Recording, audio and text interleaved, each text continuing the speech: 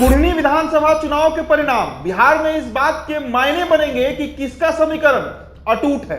होने को तो उपचुनाव गोपालगंज और मोकामा में भी हुए, पर यह जोर आजमाइश का सेमीफाइनल ही था।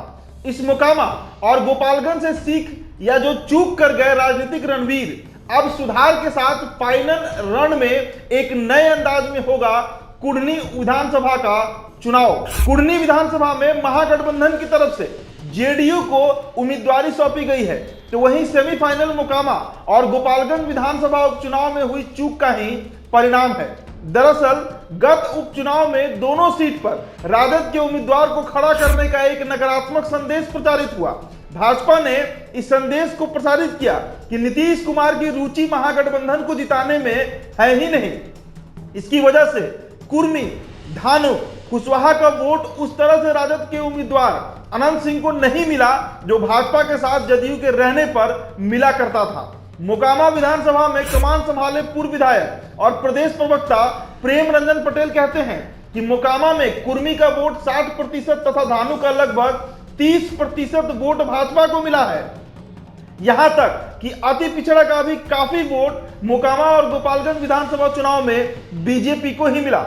यही कारण है कि महागठबंधन के रणनीतिकारों ने जनता को इस दुविधा से निकालने के लिए कुढ़नी सीट जेडीयू के हवाले कर दी। भाजपा के लिए कुढ़नी विधानसभा का यह उपचुनाव अपने आधार को समेटने का एक तरह से फाइनल मैच है। जिस तरह से मोकामा में भूमिहारों का आधार वोट लगभग 50% राजद की झोली में चला गया, उसी तरह से भूमिहारों के साथ साथ अन्य सवर्ण वोट वीआईपी के नीलाभ कुमार और भाजपा के केदार गुप्ता के बीच बटे तो भाजपा की स्थिति कुढ़नी में नाजुक हो सकती है। एक आकलन के अनुसार कुढ़नी विधानसभा में लगभग 20,000 भूमिहार, 15,000 राजपूत और 8,000 ब्राह्मण वोट बैंक है। जदयू ने बड़ी सोच समझ के साथ कुशवाहा जाति के उम्मीदवार मनोज कुशवाहा को उम्मीदवार बनाया है। मोकामा और गोपालगंज को देखें तो कुशवाहा वोट का पलड़ा भाजपा की ओर झुका रहा। विधान परिषद में नेता प्रतिपक्ष सम्राट चौधरी के बनने के बाद कुशवाहा वोट बैंक में भाजपा की हिस्सेदारी में बढ़ोतरी हुई है। दूसरी ओर जदयू के उम्मीदवार मनोज कुशवाहा के प्रति मुसलमान वोटरों में नाराजगी की बात भी कही जा रही है।